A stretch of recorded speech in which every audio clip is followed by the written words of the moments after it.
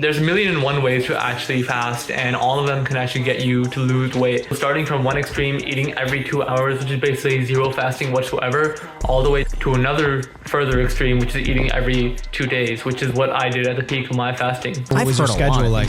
I was doing 14-10. I stuck with that for a while. I'm at 12-12 now. What does 14-10 mean? 14 hours I do not eat nothing. 10 hours I eat. Now you heard that clip of Ben Baller. He lost a lot of weight doing that fasting protocol. He didn't even eat much great food like that was actually healthy and nutritious. Have a bagel, have a pizza for lunch, have a burger, have steak, have french fries, have some candy. So just imagine what you could do losing weight, eating nutritious foods. Now both of these options can work, eating every 2 hours or eating every 2 days, but I lean on the more of the side of fasting because that's basically what helps me lose a lot of weight even without exercising. So here's what I used to look like, right? And here's what I look like now. So when you try to build muscle, you go gain weight and then you lose that weight. So I lost 5 pounds in 5 days. It'll be right here. And that basically helped me go on another longer bulk, which helps me eat more food for, 4 to 5 months until, now I'm gonna do it again. Now, personally, all of my results have come from fasting. So I'm Amon. I help people with mental and physical health reframes. So if you're watching this video right now, you're probably wanting to actually lose some weight. But honestly, let's just get into it. So number one, the first factor to deciding how long you should actually fast is your schedule. Your schedule is the main point of this, right? So let's say you go work or maybe you have school. Now try to incorporate that, because if you're at work or if you're at school, you're going to be doing a lot of work. You're going to be studying. You're going to be doing whatever work that your work actually demands you to do. Now, the biggest hack that I used was incorporating that and making that actually my fasting period. So instead of eating during that period where, you have to work and then you have to eat very quickly, have a lot of your calories, then you're kind of bloated, you don't want to do any work, you kind of ruin the rest of the, the work day. This is not like the best idea to have your eating period during the time which you work or go to school. What I did, I didn't eat in the morning, no breakfast, but I basically had a section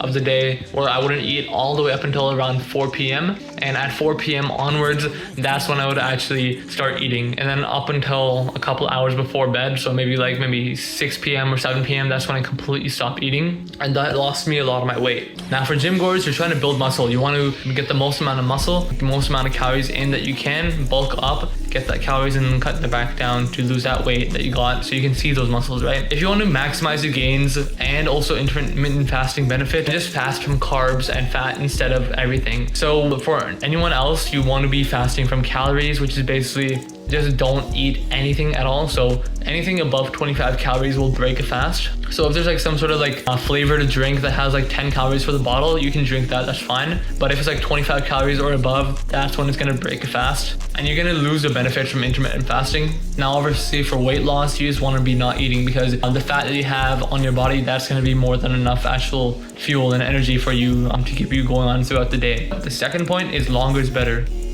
Now, the longer that you can actually be fasting for, you get into a state called ketosis. Ketosis is basically a state where your body takes the fat that you have inside of your body and it turns that into ketones, which is basically an alternative fuel source. So instead of having carbs as your fuel source, you eat rice, then you basically get energy, right? Then ketones are basically just an alternative form of energy, which are actually used a lot when you try to walk a long distance or just throughout the day or throughout a fasting period, right? So that's why walking is one of the most effective tactics for weight loss. But personally, I couldn't bring myself to walk every single day, so I just went a little bit deeper and more extreme on the other parts that actually help you lose weight. Now with fasting, one thing that you really need to know is a hormone called ghrelin. Ghrelin is basically just kind of a feeling or a hormone that tells your body that it's time to eat. So if you eat every day at 9 a.m., then when it gets to 8:30 a.m., you're gonna be kind of fine. When it gets to 8:45, you're gonna feel a little bit of hunger. At 9, you're gonna be pretty hungry. And then if you go past that at 10, you're gonna be kind of starving, right? So it's a time-based hormone that tells us what to eat. But here's the thing, the way to combat this and to continue with fasting is simply just to ignore it. Distract yourself however you can. Try to not, listen to what ghrelin is telling you, because ghrelin is saying that I normally get fed during this time.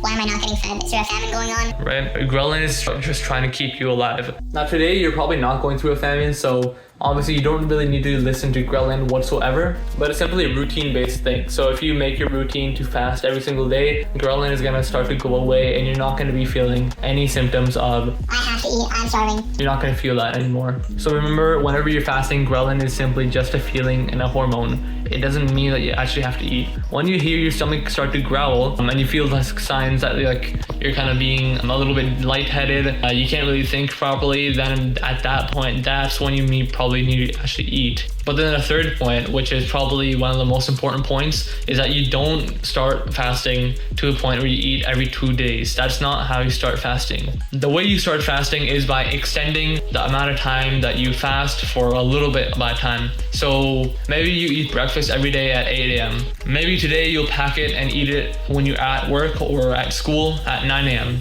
And then the next day, you just extend it a little bit further, 10 a.m. Next day, 11 a.m. Next day, you break your fast at lunch, and so on and so forth. I actually have a way to do this in another video that's going to be linked in the description, and at the end of the video, there's going to be a little button where you can click on it. On that, I basically go over the exact step-by-step plan to increase the amount of time that you can fast. Now, this is an ancient story of this one guy, right? It might be a Greek story, I don't remember exactly. I'll have probably photos or something of it right now. But basically this guy and this kid, and every day he walked with that calf up the hill, and slowly and surely the calf got bigger, he got more muscles. When the calf got bigger, then he had to resist a little bit more of a challenge to bring that same calf up, and day by day he builds more muscle, the calf gets bigger, and eventually he's carrying a full-grown cow, and he's big enough and has more than enough muscles to do that, because every day he increased the amount of weight by a small amount because the calf was growing and he was growing at the same time. So progressive overload obviously has been around for a long time. Most people only apply to maybe weightlifting, but it can apply to anything in life. Now imagine with young me trying to actually fast, right? I was fat, obese, I was playing video games all day. I don't really have like any real reason that I should succeed with fasting or losing weight, but I did it anyways. But when I started, I wasn't actually doing it in the proper way. I was trying to do a really tough fast, right? Eat nothing up until 4 p.m. and then stop eating at 7 p.m.